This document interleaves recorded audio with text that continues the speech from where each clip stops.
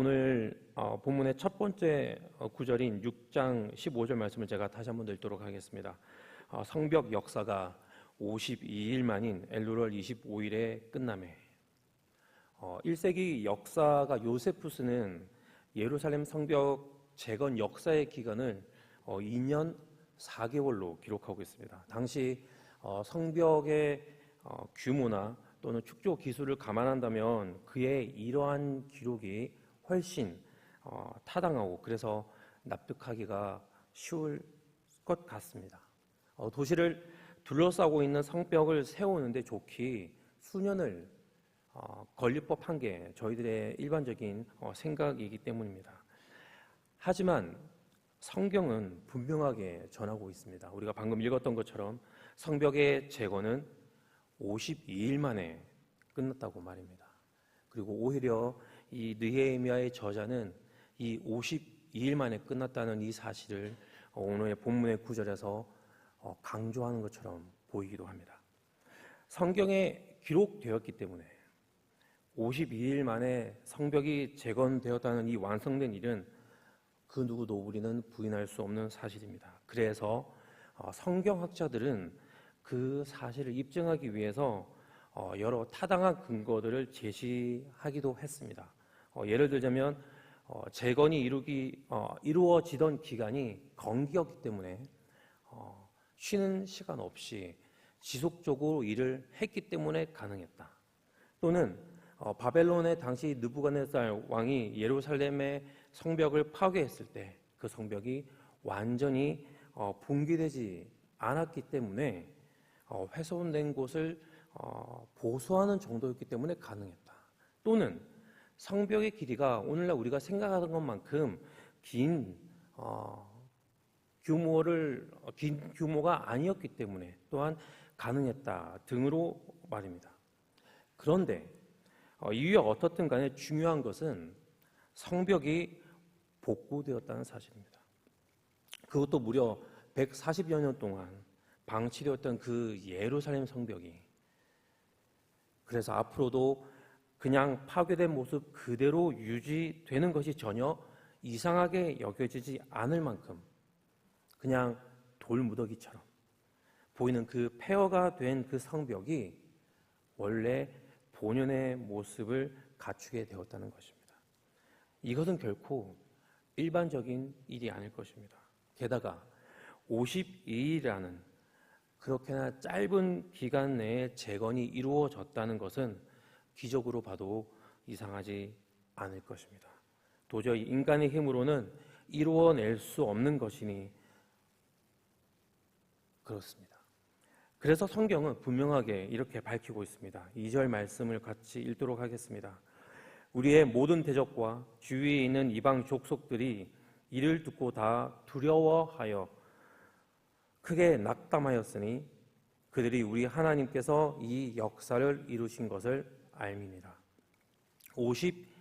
52일이라는 이 짧은 기간에 성벽 재건이 완수된 것은 자타공인 하나님께서 이루어신 것입니다. 실제 돌을 나르고 쌓고 한 것은 분명 이스라엘 백성이었지만 이방 민족들이 본 것은 그들 가운데 일하는 하나님이었던 것입니다.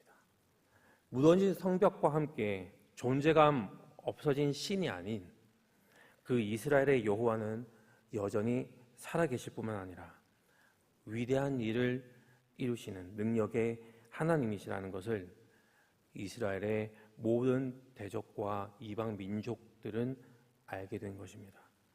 도저히 인간의 힘으로는 이루어낼 수 없는 일이 그들 눈앞에 펼쳐진 것입니다.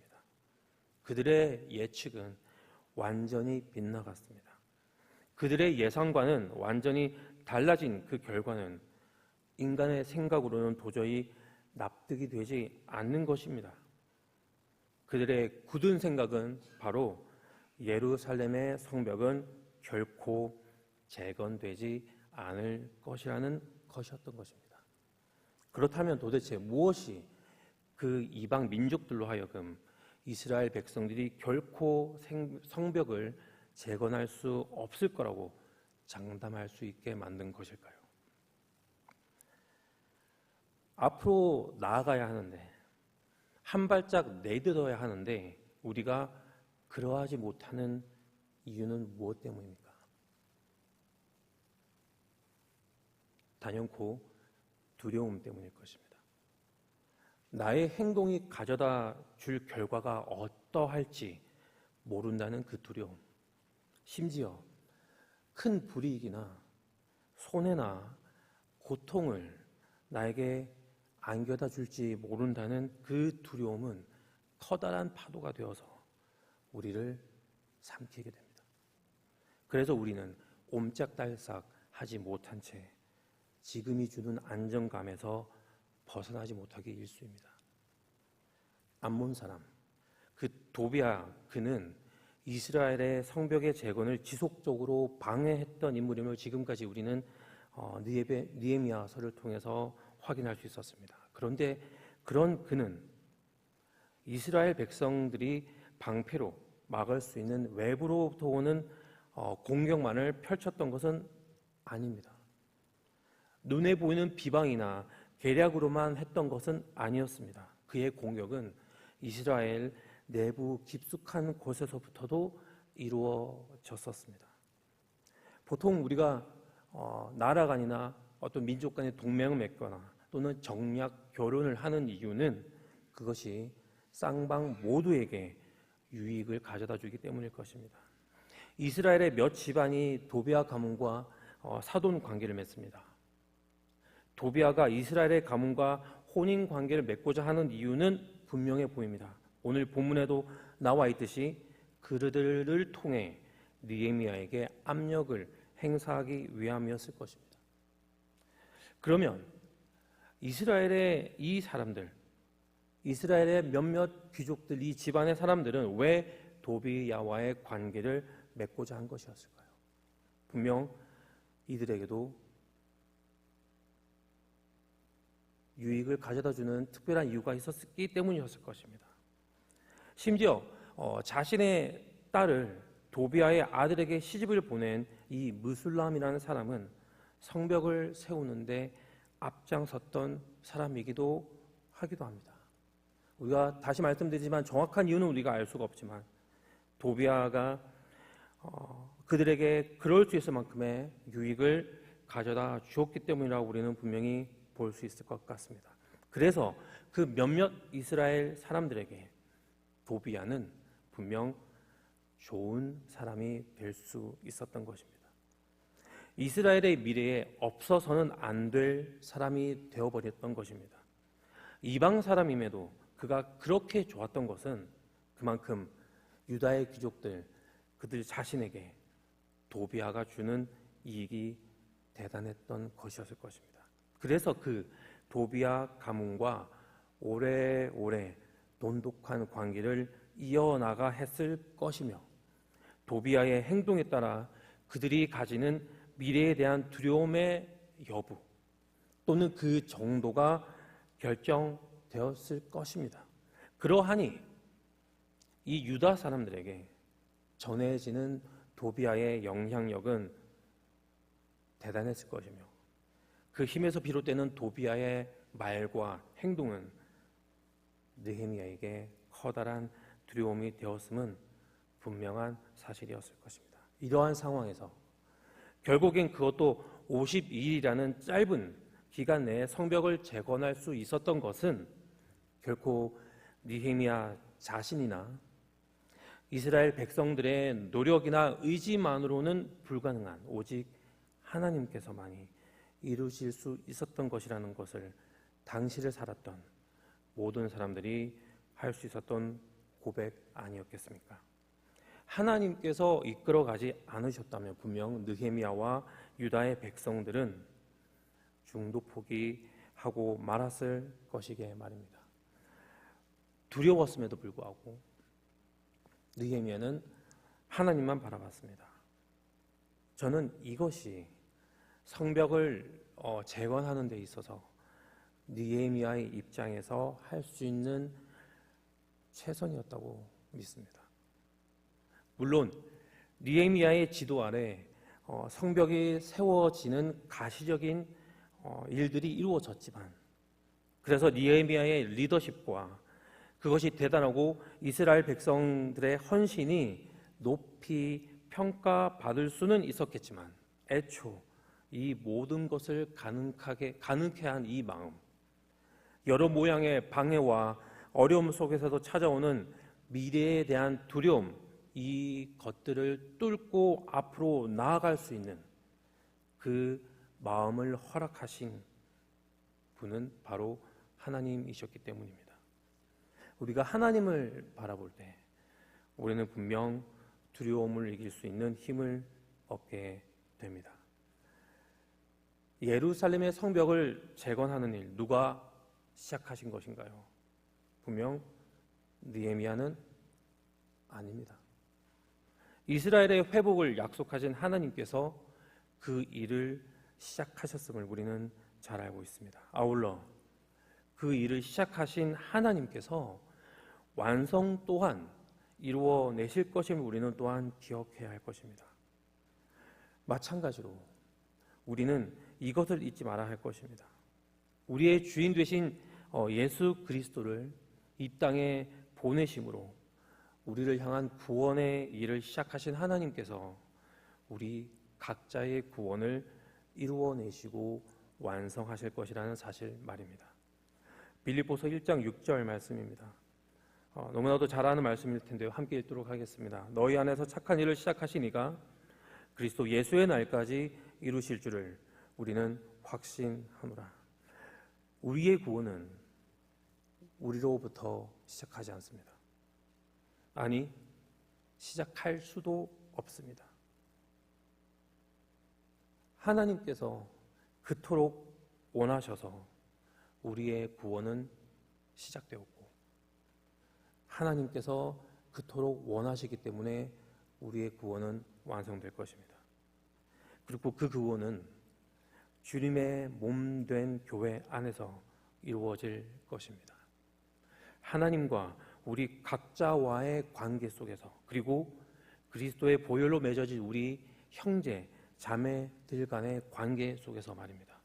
결코 순탄치 않은 두려움의 파도가 끊임없이 밀어오는 이 과정 속에서 우리가 결코 놓치지 말아야 하고 놓칠 수 없는 것은 우리 가운데 구원하심을 시작하셨고 그것을 이루어 가실 하나님을 바라보는 것일 것입니다.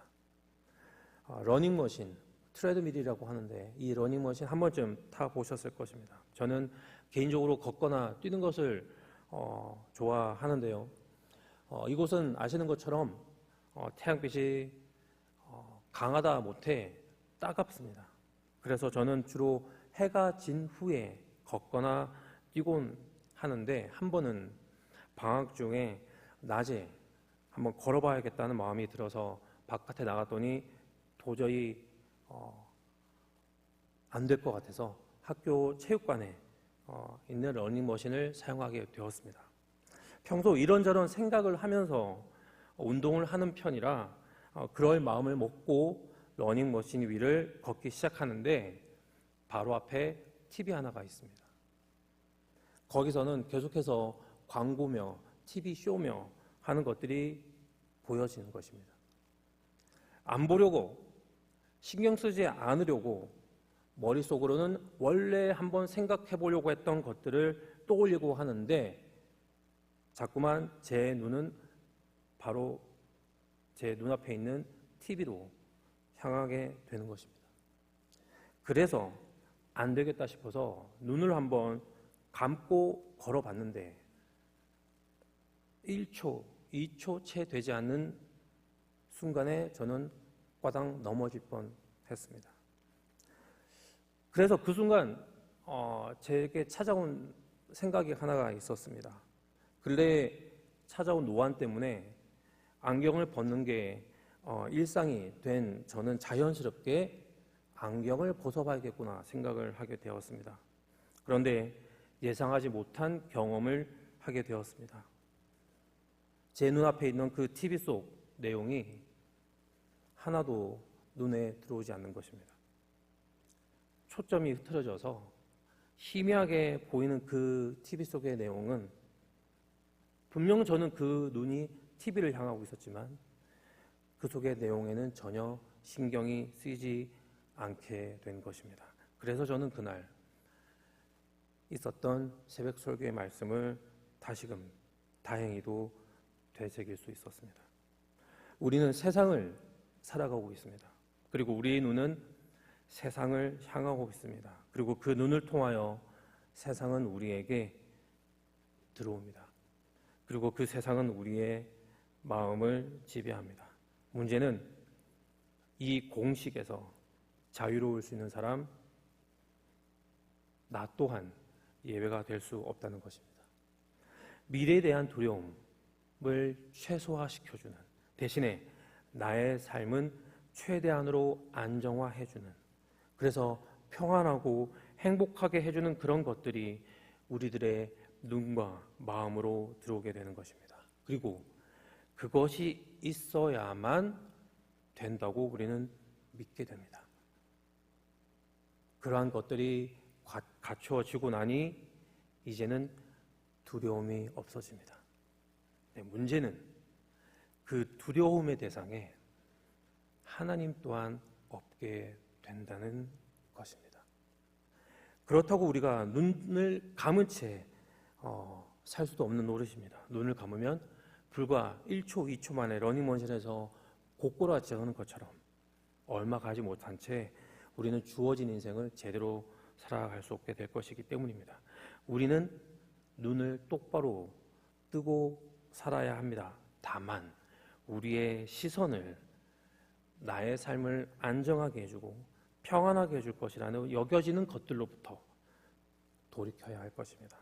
쉽사리 그렇게 못할 경우에는 우리의 초점을 눈에 보이는 것에서부터 눈에 보이지 않는 것으로 재조정해 봐야 할 것입니다. 초점을 재조정하는데 좋은 방법 중 여러 가지 방법들이 있겠지만 그 중 하나는 하늘을 위로 올려다보는 것입니다. 하늘을 올려다보면 무엇이 보이십니까? 아무것도 보이지 않습니다. 그리고 대신에 하나님이 보이게 됩니다. 우리의 초점이 달라지는 순간입니다. 하늘에 계신 하나님을 매 순간 인식하게 될 때 우리가 삶을 바라보는 우리의 관점은 분명하게 달라질 것입니다. 그러함에도 우리의 앞길에는 가상의 두려움이 아닌 실제의 문제들이 찾아오기 또한 마련입니다.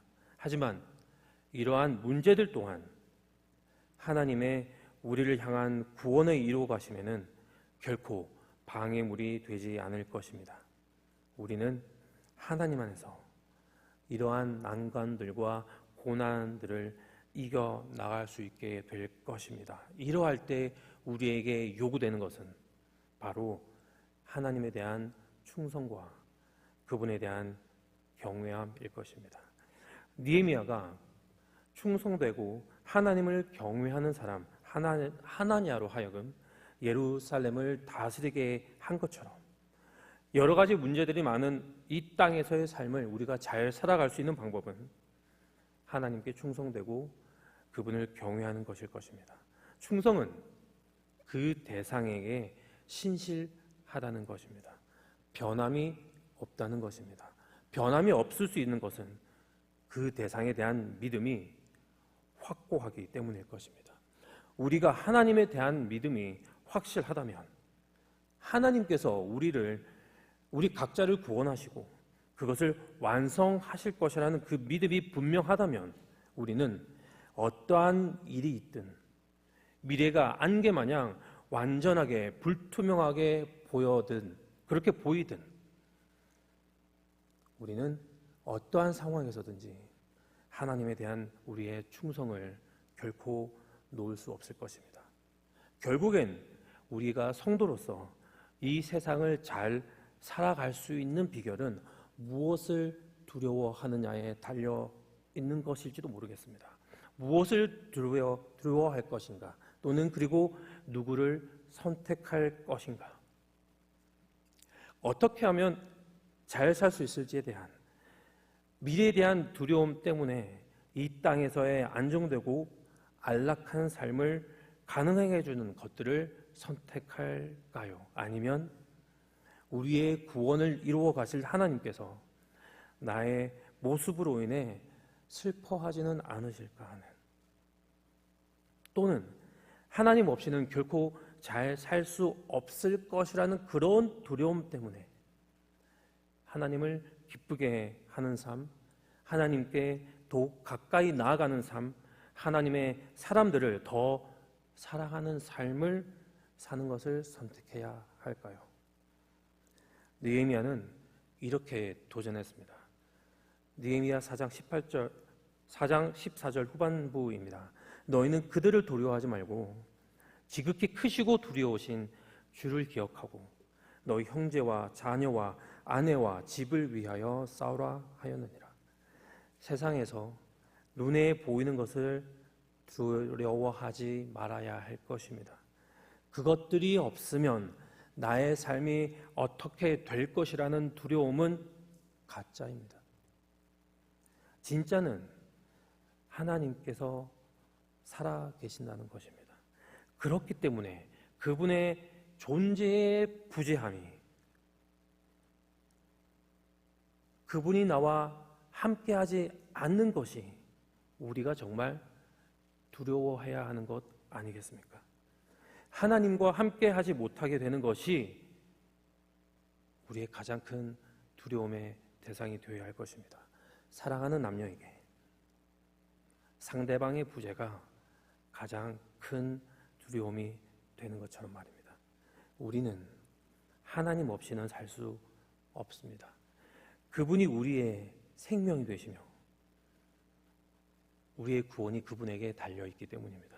동시에 하나님께서 우리의 삶을 책임지실 것입니다. 우리를 사랑하셔서 우리의 회복을 그 누구보다도 원하시기 때문에 말입니다. 하나님께서 역사하시기에, 하나님께서 이끌어 가시는 우리의 삶 자체가 우리에게 매 순간 기적될 것입니다.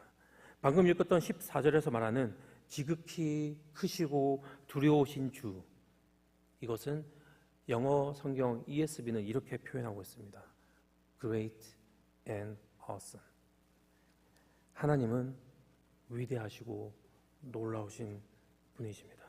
우리가 살아감에 있어서 우리가 할 수 있고 하고 싶어져야 하는 것은 하나님을 바라보는 것 말고 도대체 무엇이 있겠습니까?